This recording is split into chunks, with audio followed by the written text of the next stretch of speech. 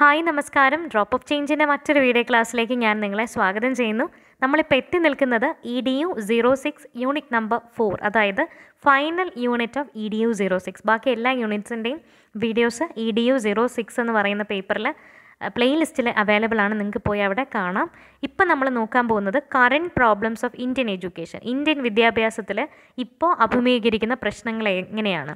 3 സെക്ഷനായിട്ട് തന്നെ അവർ പഠിക്കാൻ കൊടുത്തിട്ടുണ്ട്. Primary education, secondary education, higher education. ഇത് 3 അങ്ങനെ തന്നെ പഠിക്കാനായിട്ട് കൊടുത്തിട്ടുണ്ട്. നമുക്കത് എല്ലാം നോക്കണം. അതിന് മുൻപായി ഇതുവരെ നിങ്ങൾ എൻ്റെ ചാനൽ സബ്സ്ക്രൈബ് ചെയ്തിട്ടില്ലെങ്കിൽ ഒന്ന് സബ്സ്ക്രൈബ് ചെയ്യൂ. നിങ്ങളുടെ ഫ്രണ്ട്സിനൊക്കെ വീഡിയോസ് റെക്കമെൻഡ് ചെയ്ത് കൊടുക്കൂ. അപ്പോൾ പ്രൈമറി എഡ്യൂക്കേഷനെ കുറിച്ചുള്ള പ്രൊവിഷൻ എല്ലാം നമ്മൾ മുന്നേ തന്നെ ഡിസ്കസ് ചെയ്ത് കഴിഞ്ഞതാണ്.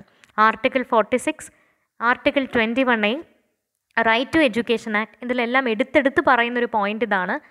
6 മുതൽ 14 വയസ്സ് വരെയുള്ള കുട്ടികൾക്ക് ഫ്രീ ആൻഡ് കമ്പൽസറി എഡ്യൂക്കേഷൻ കൊടുക്കുക. അതനുസരിച്ച് സ്റ്റേറ്റും സെൻട്രൽ ഗവൺമെൻറ്റും ഒക്കെ പ്രവർത്തിക്കുക. അതെല്ലാം നമ്മുടെ റൈറ്റ് ടു എഡ്യൂക്കേഷൻ ആക്റ്റിൽ കണ്ടു, അല്ലെങ്കിൽ വേറെ ആർട്ടിക്കിൾസിൻ്റെ പ്രൊവിഷൻ വായിച്ചപ്പോൾ കേട്ടു. അപ്പോൾ ഈ ഒരു സമയത്താണ് കുട്ടിക്ക് ഫോർമൽ എഡ്യൂക്കേഷൻ കിട്ടേണ്ടത്. ഒരു ഇൻസ്റ്റിറ്റ്യൂഷനിൽ പോയൊരു ഫോർമൽ എഡ്യൂക്കേഷൻ കിട്ടേണ്ട പ്രായം ഇതാണ്. അപ്പോൾ പ്രൈമറി എഡ്യൂക്കേഷൻ എന്ന് പറയുന്നത് അതിനകത്ത് 2 സ്റ്റേജ് ഉണ്ട്. ഒന്ന് ലോവർ പ്രൈമറി, മറ്റത് അപ്പർ പ്രൈമറി. ലോവർ പ്രൈമറി എന്ന് പറയുമ്പോഴത്തേക്കും 1 മുതൽ 4 വരെയുള്ള ക്ലാസ്. അപ്പോൾ കുട്ടിയുടെ വയസ്സ് എത്രയായിരിക്കും? 6 മുതൽ 9 വയസ്സ് വരെ. അപ്പർ പ്രൈമറി എന്ന് പറയുമ്പോഴോ 5ാം ക്ലാസ് മുതൽ 7ാം ക്ലാസ് വരെ. ഒരു 10നും 12നും ഇടയിൽ നമുക്ക് എന്ത് ചെയ്യാൻ പറ്റും? 7ാം ക്ലാസ് വരെ പൂർത്തിയാവാനായിട്ട് പറ്റും. തോൽക്കാതെയൊക്കെ പഠിച്ചാൽ അത്രയും വർഷം മതി, അല്ലേ? ഈ ഒരു സമയത്താണ് ഒരു കുട്ടിയുടെ പേഴ്സണാലിറ്റി മോൾഡ് ചെയ്യുന്നത്. അവൻ്റെ ആറ്റിറ്റ്യൂഡ്, സ്കിൽസ്, ഇങ്ങനെയുള്ള കാര്യങ്ങളെല്ലാം രൂപാന്തരപ്പെടുന്ന ഒരു പ്രായം കൂടിയാണത്, അല്ലേ? അപ്പോൾ അതുകൊണ്ട് തന്നെ ഒരു ഡെമോക്രാറ്റിക്, പ്രത്യേകിച്ച് ഇന്ത്യ പോലെ ഒരു ജനാധിപത്യ രാജ്യത്തിൽ ജീവിക്കുമ്പോൾ കുട്ടികളുടെ ആറ്റിറ്റ്യൂഡും സ്കില്ലുകളും എല്ലാം വളരെ ഇമ്പോർട്ടൻ്റ് ആണ്. സ്കിൽഫുൾ ആയിട്ടുള്ളൊരു സ്റ്റുഡൻറ്റിന് മാത്രമേ നേഷന് വേണ്ടി എന്തെങ്കിലും കോൺട്രിബ്യൂട്ട് ചെയ്യാൻ പറ്റുള്ളൂ. അതേപോലെ നല്ല ആറ്റിറ്റ്യൂഡുള്ള ഒരു വ്യക്തിയാണെങ്കിലേ നമുക്ക് അയാളിൽ നിന്നും എന്തെങ്കിലും നന്മയുണ്ടാവുകയുള്ളൂ. അപ്പോൾ കുട്ടികളുടെ സ്വഭാവ രൂപീകരണം, അവരുടെ നിശ്ചയദാർഢ്യം, അതേപോലെ തന്നെ അവരുടെ കഴിവുകൾ, ഇതെല്ലാം രൂപാന്തരപ്പെട്ട് വരുന്ന ഒരു സമയം കൂടിയാണ് പ്രൈമറി എഡ്യൂക്കേഷൻ. അപ്പം നമ്മൾ നല്ല ക്വാളിറ്റി ഓഫ് എഡ്യൂക്കേഷൻ തന്നെ കുട്ടികൾക്ക് കൊടുക്കണം എന്നുള്ളത് പറയാതെ ഇതെല്ലാം പറയുകയാണ്, ശരിയല്ലേ? ഇനി നമുക്ക് പഠിക്കാൻ തന്നിരിക്കുന്ന point actually problems of primary education ആണ്. അതിന് മുൻപ് നിങ്ങൾ പ്രൈമറി എഡ്യൂക്കേഷനെ കുറിച്ച് കുറച്ച് കാര്യങ്ങൾ എഴുതുക, എന്നിട്ടേ പ്രോബ്ലംസ് പറയാൻ പറ്റുള്ളൂ. ആദ്യത്തെ പ്രശ്നം എപ്പതി ഓഫ് പേരൻസ് ആണ്. അതായത് പേരൻസിന് ഒരു വിമുഖതയുണ്ട് കുട്ടികളെ എഡ്യൂക്കേറ്റ് ചെയ്യാനായിട്ട്. അവരൊരിക്കലും തങ്ങളുടെ കുട്ടികൾക്ക് നല്ല എഡ്യൂക്കേഷൻ കൊടുക്കണം എന്നുള്ള രീതിയിൽ അവർ തീരുമാനിക്കുന്നില്ല. അതിന് ഏറ്റവും പ്രധാനമായിട്ട് അവരെ പിന്നോട്ട് വലിക്കുന്നത് ദാരിദ്ര്യമായിരിക്കാം. അല്ലെങ്കിൽ ഏറ്റവും പ്രധാനമായിട്ട് ഗേൾസിനെ ഒന്നും എഡ്യൂക്കേറ്റ് ചെയ്തിട്ട് കാര്യമില്ല, അത് ഒരു പ്രശ്നമായിട്ട് നിൽക്കുന്നതാണ്. ഗേൾസിനെ ഒന്നും എഡ്യൂക്കേറ്റ് ചെയ്തിട്ട് കാര്യമില്ല, അവർ വേറൊരു ഫാമിലിയിൽ പോകേണ്ട ആളുകളാണ്. അപ്പോൾ അവരെ എഡ്യൂക്കേറ്റ് ചെയ്താൽ നമ്മുടെ ഫാമിലിയിൽ പ്രത്യേകിച്ച് ബെനിഫിറ്റ് ഒന്നുമില്ല. അപ്പം ഗേൾസിന് എഡ്യൂക്കേഷൻ കൊടുക്കേണ്ട, ബോയ്സിന്, അങ്ങനെയുള്ള സ്ഥലങ്ങൾ ഇപ്പോഴും ഇന്ത്യയിലുണ്ടെന്നുള്ളത് ഒരു വലിയ വിഷമമേറിയ കാര്യം തന്നെയാണ്. അപ്പോൾ ഗേൾസിന് വേണ്ട വിധം എഡ്യൂക്കേഷൻ കൊടുക്കാൻ പല പേരൻസും തയ്യാറാകുന്നില്ല. ഇന്ത്യയുടെ മൊത്തത്തിലുള്ള സ്ഥിതിയാണ് ഈ പറയുന്നത്. വേറൊരു പ്രശ്നം പ്രോബ്ലം ഓഫ് റിസോഴ്സസ്. ഇന്ത്യയുടെ സ്കൂളുകളുടെ കണക്കുകൾ എടുത്താൽ പ്രൈമറി ഫെസിലിറ്റീസ് എങ്കിലും ഉള്ള സ്കൂളുകൾ വളരെ വളരെ കുറവാണ്. പ്രൈമറി ഫെസിലിറ്റീസ് എന്ന് പറഞ്ഞാൽ നല്ല black board, furniture, drinking water, urinal, അങ്ങനെയുള്ള സൗകര്യങ്ങളുള്ള സ്ഥലങ്ങൾ കുറവാണ്. അപ്പോൾ അത് വളരെ വലിയൊരു പ്രശ്നമാണ്. ടീച്ചിങ് റിസോഴ്സസ് ഉണ്ടെങ്കിലല്ലേ കുട്ടികൾക്ക് നല്ല ലേണിംഗ് എക്സ്പീരിയൻസ് കിട്ടുകയുള്ളൂ. അതേപോലെ ഡിസേബിൾഡ് ആയിട്ടുള്ള കുട്ടികളുടെ അവസ്ഥ എന്തായിരിക്കും? കുട്ടികൾക്ക് പഠിക്കാൻ നല്ലൊരു അറ്റ്മോസ്ഫിയർ അല്ല. അപ്പോൾ അതൊന്നും ഇല്ലാതെ വരുമ്പോൾ തന്നെ കുട്ടികൾ സ്കൂളിലേക്ക് വരാതെയാകും, അല്ലെങ്കിൽ അവർക്ക് നല്ലൊരു ക്വാളിറ്റി ഓഫ് എഡ്യൂക്കേഷൻ കൊടുക്കാൻ പറ്റാത്ത അവസ്ഥയിലാവും. അപ്പോൾ അത് വലിയൊരു പ്രശ്നമായിട്ട് തന്നെ നോക്കിക്കാണണം. പിന്നെ ഒരു പ്രശ്നം ഇൻഇക്വാളിറ്റി ഇൻ എഡ്യൂക്കേഷണൽ ഓപ്പർച്യൂണിറ്റി. ജാതിയുടെ, മതത്തിൻ്റെ, കുലത്തിൻ്റെ, അതേപോലെ തന്നെ സാമ്പത്തിക വ്യവസ്ഥയുടെ എല്ലാം പേരിൽ കുറേ കുട്ടികൾക്ക് എഡ്യൂക്കേഷനുള്ള ചാൻസസ് കിട്ടുന്നില്ല. ഇനിയും എഡ്യൂക്കേഷൻ കിട്ടാത്ത, പ്രൈമറി എഡ്യൂക്കേഷൻ കിട്ടാത്ത എത്രയോ ആളുകളുണ്ട്. അവരെല്ലാം പിന്നോക്കം നിർത്തുന്നത് അവരുടെ ജാതിയിലുള്ള ചില പ്രശ്നങ്ങൾ, അവരുടെ സാമ്പത്തിക ബുദ്ധിമുട്ട്, പിന്നെ സ്ത്രീ പുരുഷൻ, അതായത് ബോയ്സിനെ മാത്രം എഡ്യൂക്കേറ്റ് ചെയ്തിട്ടേ കാര്യമുള്ളൂ, ഗേൾസിനെ അത്രയൊന്നും പഠിപ്പിക്കേണ്ട എന്നുള്ള ചില സമുദായങ്ങളുടെ തീരുമാനം. ഇതും എല്ലാവർക്കും ഒരേപോലെ വിദ്യാഭ്യാസം അപ്പോൾ എന്ത് ചെയ്യുന്നില്ല, കിട്ടാനുള്ള ക്ഷമത അല്ലെങ്കിൽ സാധ്യത ഈ ഒരു ഇന്നിക്വാളിറ്റിയിൽ നിന്നും നഷ്ടപ്പെട്ടു പോകുന്നു. അത് വലിയൊരു പ്രശ്നമായിട്ട് തന്നെ നമ്മൾ കാണേണ്ടതാണ്. പ്രോബ്ലം ഓഫ് ഫിനാൻസ്, ഏറ്റവും പ്രധാനമായിട്ടും സ്കൂൾ മെയിൻറ്റെയിൻ ചെയ്യാനുള്ള ഒരു ഫണ്ട് ഇന്ത്യയിൽ ഇപ്പോൾ ഉണ്ടോ എന്ന് ചോദിച്ചാൽ അത് നമ്മൾ ആലോചിക്കേണ്ടതാണ്. ആലോചിക്കേണ്ടത് എന്താണെന്ന് പറയാൻ കാരണം, അങ്ങനെയാണെങ്കിൽ എന്തുകൊണ്ട് ഇന്ത്യയിലുള്ള എല്ലാ സ്കൂളുകളിലും നല്ല സൗകര്യങ്ങളില്ല? അതൊരു പ്രശ്നമാണ്. പ്രോബ്ലം ഓഫ് യൂണിവേഴ്സൽ പ്രൊവിഷൻ, നമുക്കറിയാം in rural and urban areas provision to provide primary education is very very less. ഇപ്പം ചില റൂറൽ ഏരിയാസിൽ, അതായത് വില്ലേജ് പ്ലേസിലും സ്ലം ഏരിയാസ് എന്ന് പറഞ്ഞാൽ ചേരി പ്രദേശം, അങ്ങനെ വളരെ റിമോട്ടായിട്ടുള്ള പ്ലേസസിലെല്ലാം പ്രൈമറി എഡ്യൂക്കേഷനുള്ള പ്രൊവിഷൻ വളരെ കുറവാണ്. അവിടുത്തെ ആളുകളിലുള്ള സാമ്പത്തിക ബുദ്ധിമുട്ട്, അതേപോലെ തന്നെ പ്രൈമറി എഡ്യൂക്കേഷൻ കൊടുക്കാൻ വേണ്ടിയുള്ള ടെക്നോളജിക്കൽ ബിൽഡായിട്ടുള്ള ICT ഇൻ്റഗ്രേറ്റഡ് ആയിട്ടുള്ള ഫെസിലിറ്റീസൊക്കെ കിട്ടാൻ പ്രയാസമുള്ള സ്ഥലങ്ങളായിരിക്കും. നെറ്റ് കണക്ഷനൊക്കെ വേണമല്ലോ നമുക്കത് പ്രൊവൈഡ് ചെയ്യണമെങ്കിൽ തന്നെ. അപ്പോൾ യൂണിവേഴ്സൽ പ്രൊവിഷനായിട്ട് ഉള്ള ഇത്തരം കാര്യങ്ങളിൽ ഇങ്ങനെയുള്ള പ്ലേസസിൽ നഷ്ടപ്പെട്ടു പോകുന്നു. ഇത്രയാണ് പ്രൈമറി എഡ്യൂക്കേഷൻ്റെ വളരെ വലിയൊരു പ്രശ്നം. പിന്നെ ഒരു കാര്യം, പ്രോബ്ലം ഓഫ് സ്റ്റാഫ്. പ്രൈമറി സ്കൂൾസിലുള്ള സ്റ്റാഫുകൾക്ക് അത്ര അധികം തന്നെ ക്വാളിഫിക്കേഷൻ ഇല്ല എന്നുള്ളത് മറ്റൊരു പ്രശ്നം. ഫോൾട്ടി കരിക്കുലം, ചൈൽഡ് സെൻറ്റേർഡ് അല്ല പലയിടത്തും ഫോളോ ചെയ്യുന്നത്. ലൈഫുമായിട്ട് ബന്ധമില്ലാത്ത കരിക്കുലവും ഫോളോ ചെയ്യുന്ന സ്ഥലങ്ങളുണ്ട്. കുട്ടികൾക്ക് ആക്റ്റീവായിട്ട് പാർട്ടിസിപ്പേറ്റ് ചെയ്യാൻ കഴിയുന്ന രീതിയിലുള്ള കരിക്കുലമല്ല ഉള്ളത്. അപ്പോൾ അവർക്ക് ക്രിയേറ്റിവിറ്റി കൂടില്ല. അതാണ് വലിയൊരു ഫോൾട്ട് അവിടെ. പിന്നെ മിസ്സലേനിയസ് എന്ന് പറഞ്ഞു കഴിഞ്ഞാൽ ഇതിനകത്ത് നമുക്ക് എന്തൊക്കെ, ഈ മിസ്ലേനിയസ് എന്ന് പറഞ്ഞാൽ എന്തൊക്കെ അതിനകത്ത് ഇൻക്ലൂഡ് ചെയ്യണമെന്ന് വെച്ചാൽ, it include physical weakness, continuous illness, irregular attendance and heterogeneous age group of the students. Miscellaneous എന്ന് പറഞ്ഞാൽ എല്ലാത്തിൻ്റെയും കൂടി സംരസം എന്നുള്ളതാണ്. എല്ലാം കൂടെ കൂട്ടിക്കുഴഞ്ഞ് അവയിൽ പരുവത്തിനായി പോയിരിക്കുന്ന എന്നുള്ളതാണ്. ഇതിലൊന്നിലും പെടാത്ത കുറച്ച് കാര്യങ്ങൾ എന്താണെന്ന് വെച്ചാൽ, ഫിസിക്കൽ വീക്ക്നെസ്. ചില കുട്ടികൾക്ക് അസുഖം ബാധിതരൊക്കെ ആയിട്ട് പകുതിക്ക് വെച്ച് നിർത്തേണ്ട അവസ്ഥ വരാറുണ്ട്. അസുഖം ഇങ്ങനെ വരിക, ട്രാവൽ ചെയ്യാനൊന്നും പറ്റുന്നില്ലാത്ത പ്രശ്നങ്ങൾ, അപ്പോൾ അവർക്ക് അറ്റൻഡൻസ് നഷ്ടമാകും. പിന്നെ ചില ആളുകൾ വിദ്യാഭ്യാസത്തിലേക്ക് പോകാത്തതിൻ്റെ ഒരു പ്രധാന പ്രശ്നം എന്താണെന്ന് വെച്ചാൽ, എനിക്ക് പ്രായം കൂടിപ്പോയി, അതായത് എഡ്യൂക്കേറ്റഡ് പകുതിക്ക് വെച്ച് ഡ്രോപ്പ് ചെയ്യുന്ന കുട്ടികളുണ്ട്.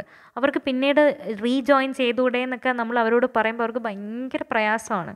ഒരു ഗ്യാപ്പ് വന്നു പോയാൽ പിന്നെ പഠിക്കാനുള്ള ഒരു ചാൻസ് എന്ന് പറയുന്നത് എല്ലാവർക്കും അത് കുറഞ്ഞു കുറഞ്ഞു വരും. അപ്പോൾ ഇതൊക്കെയാണ് പിന്നെ നമുക്ക് പറയാൻ പറ്റുന്ന മറ്റ് കാര്യങ്ങളെന്ന് പറയുന്നത്. അപ്പോൾ ഈ പറയുന്ന റീസൺസ് ഒക്കെ കൊണ്ട് രണ്ട് പ്രോബ്ലംസ് നമ്മുടെ ഇന്ത്യൻ സൊസൈറ്റിയിൽ ഉണ്ടാകുന്നു. ആദ്യത്തെ പ്രശ്നം വേസ്റ്റേജ്, രണ്ടാമത്തത് സ്റ്റാഗ്നേഷൻ. ഞാൻ മുന്നത്തെ വീഡിയോസിലെല്ലാം സ്റ്റാഗ്നൻറ്റേഷൻ എന്നാണ് പറഞ്ഞുകൊണ്ടിരുന്നത്. അത് അറിയാതെ തെറ്റിപ്പോയതാണ്. ഞാൻ സ്റ്റാഗ്നൻറ്റ് വാട്ടർ ആ ഒരു രീതിയിൽ സ്റ്റാഗ്നൻറ്റ് എന്ന് ഉദ്ദേശിച്ച് പറഞ്ഞപ്പോൾ മാറിപ്പോയതാണ്. അതിന് ഞാൻ ക്ഷമ ചോദിക്കുന്നു. വേസ്റ്റേജ് ആൻഡ് സ്റ്റാഗ്നേഷൻ അത് വളരെ വലിയൊരു പ്രശ്നമാണ് ഇന്ത്യൻ എഡ്യൂക്കേഷനിൽ. കാരണം എന്തെന്ന് പറഞ്ഞാൽ, വേസ്റ്റേജ് എന്ന് പറഞ്ഞാൽ പകുതിക്ക് വെച്ച് കോഴ്സ് കംപ്ലീറ്റ് ചെയ്യുന്നതിന് മുൻപ് കുട്ടികൾ സ്കൂളിൽ നിന്ന് ഡ്രോപ്പ് ചെയ്ത് പോകുമ്പോഴത്തേക്കും കൊടുത്ത പൈസ, എന്താ പറയുക, ഇൻവെസ്റ്റ് ചെയ്ത പൈസ വേസ്റ്റായി. അതൊന്ന്. മറ്റൊരു പ്രശ്നം, ആ ഒരു സീറ്റ് മറ്റൊരു കുട്ടിക്ക് കിട്ടാനുള്ള അവസരവും കൂടെ അവിടെ നഷ്ടപ്പെട്ടു പോയി. അതാണ് വേസ്റ്റേജ് എന്ന് പറഞ്ഞാൽ. സ്റ്റാഗ്നേഷൻ എന്ന് പറഞ്ഞു കഴിഞ്ഞാൽ തോറ്റ് പഠിക്കുന്ന അവസ്ഥയാണ് stagnation. The retention of a child in a lower class for a period of more than 1 year. ഒരു വർഷത്തിൽ കൂടുതൽ ഒരു ക്ലാസ്സിൽ പഠിക്കുന്ന അവസ്ഥയാണ് സ്റ്റാഗ്നേഷൻ എന്ന് പറയുന്നത്.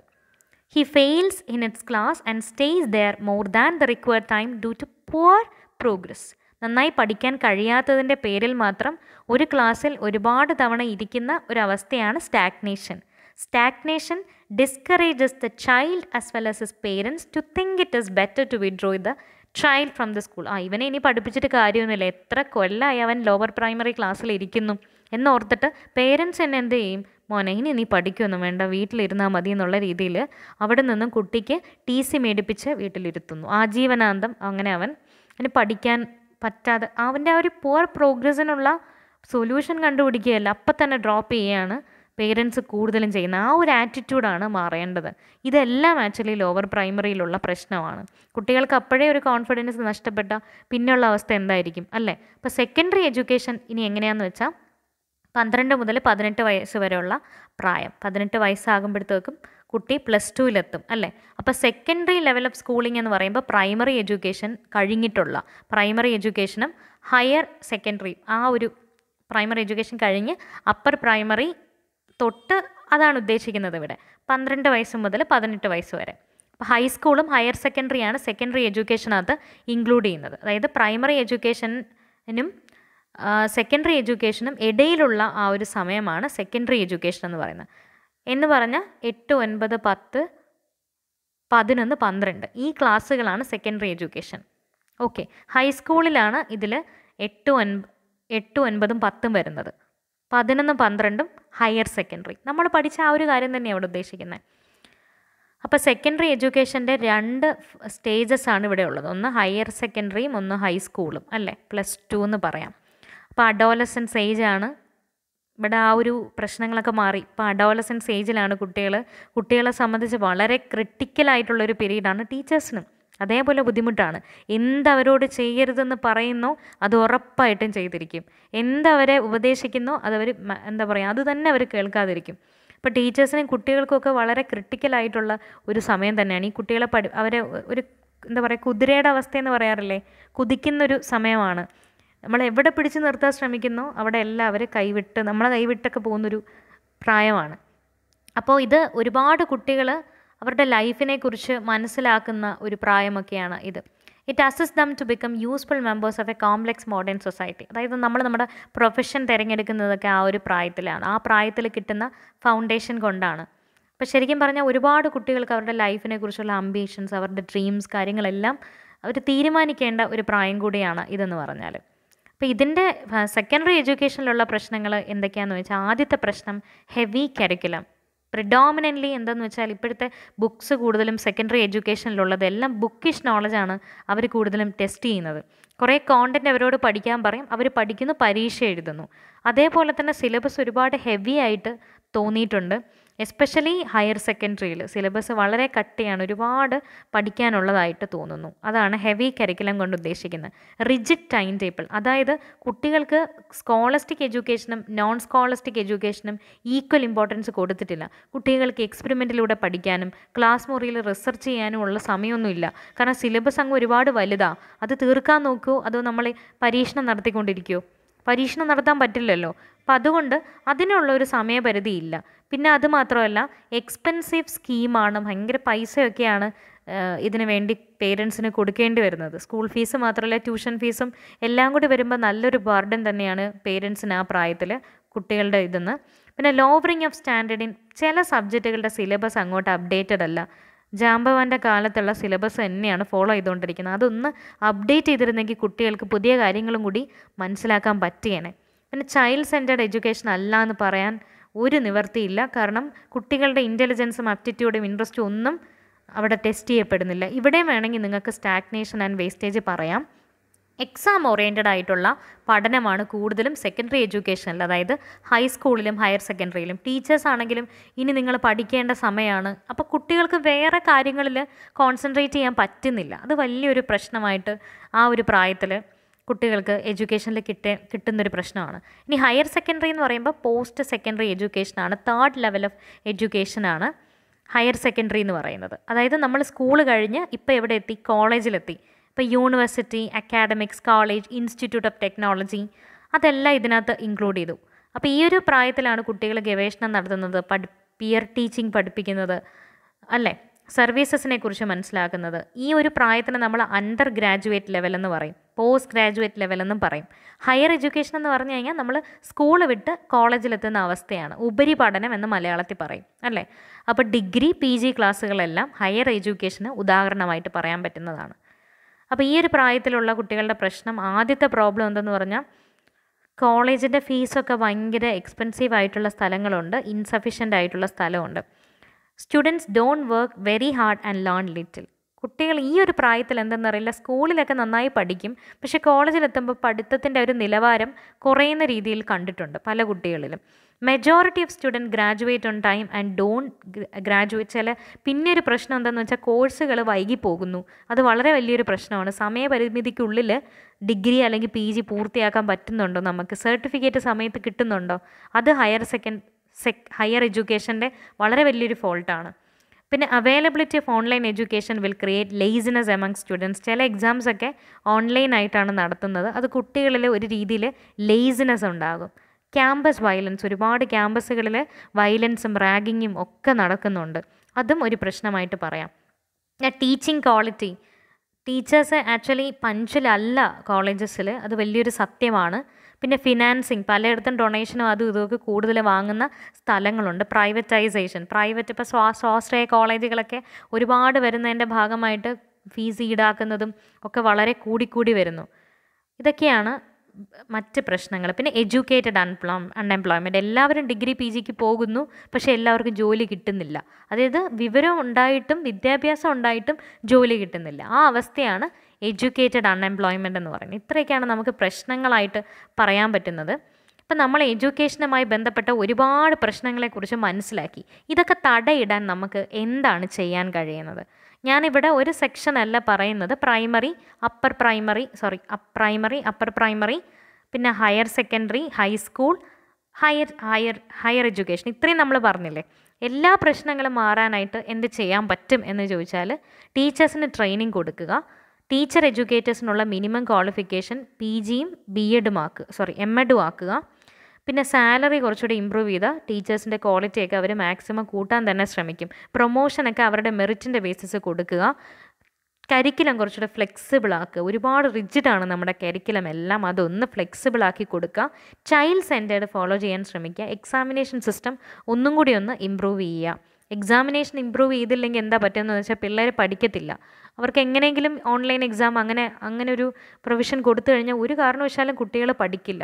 ഈ കുട്ടികൾ പഠിക്കാതാവുമ്പോൾ ഇവർ ടീച്ചേഴ്സ് ആകുമ്പോൾ അതിൻ്റെ ഫോൾട്ടെല്ലാം കുട്ടികളാണ് അനുഭവിക്കുന്നത്. അവർ പഠിപ്പിക്കുന്ന കുട്ടികളാണ് അനുഭവിക്കുന്നത്. അത് വലിയ ഒരു പ്രശ്നമായിട്ട് കാണേണ്ടതാണ്. Attempt should be made to change the attitude of parents and society. സൊസൈറ്റിക്കും പേരൻസിനും ഉള്ള ഒരു ആറ്റിറ്റ്യൂഡുണ്ട് പല സ്ഥലങ്ങളിലും. ഗേൾസിന് എഡ്യൂക്കേഷൻ കൊടുക്കരുത്, അല്ലെങ്കിൽ ബോയ്സിനെ മാത്രം എഡ്യൂക്കേറ്റ് ചെയ്താൽ മതി, അങ്ങനെ കുറേ മുൻവിധികളും മുൻധാരണകളും എല്ലാം പലയിടങ്ങളിലുണ്ട്. അത് മാറേണ്ടതും വളരെ വളരെ അത്യാവശ്യമാണ്. ഇപ്പോൾ ഇത്രയൊക്കെ ചെയ്തു കഴിഞ്ഞാൽ നമ്മുടെ കുറേയൊക്കെ തന്നെ മാറുമെന്ന് പ്രതീക്ഷിക്കാം. പിന്നെ അണ്ടർ പ്രിവിലേജ്ഡ് ആയിട്ടുള്ള ആൾക്കാരുണ്ട്, അവർക്ക് എന്തെങ്കിലും ഒരു ഹെൽപ്പോ കാര്യങ്ങളോ കൊടുക്കുക. വാല്യൂ എഡ്യൂക്കേഷൻ ആക്കുക. ജോലി സാധ്യതയായിട്ടുള്ള കോഴ്സുകൾ കുറേ കൂടെ നമുക്കിനി വരാനുണ്ട്.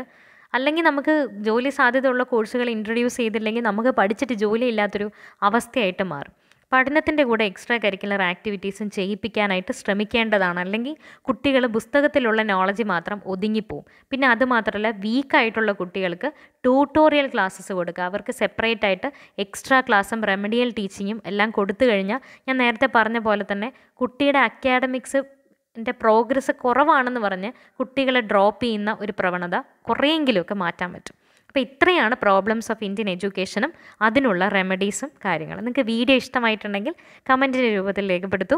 നിങ്ങളുടെ ഫ്രണ്ട്സിനെല്ലാം ഇത് ഷെയർ ചെയ്യൂ. എനിക്ക് വളരെ സന്തോഷമുണ്ട്. ഒരുപാട് നല്ല കമൻസും ഫീഡ്ബാക്സും ഒക്കെ വരുന്നു. നിങ്ങളുടെ കമൻസും ഈ സപ്പോർട്ട് മാത്രമാണ് ഞാൻ ഈ ചാനൽ ചെയ്യുന്നതിനുള്ള റീസൺ, വേറെ ഒന്നുമല്ല. അപ്പം നിങ്ങൾ ഇനിയും നല്ല രീതിയിൽ സപ്പോർട്ട് ചെയ്യുക. ക്ലാസ്സിനെ കുറിച്ചുള്ള ഫീഡ്ബാക്കൊക്കെ കമൻറ്റിൽ എഴുതുക. Thank you.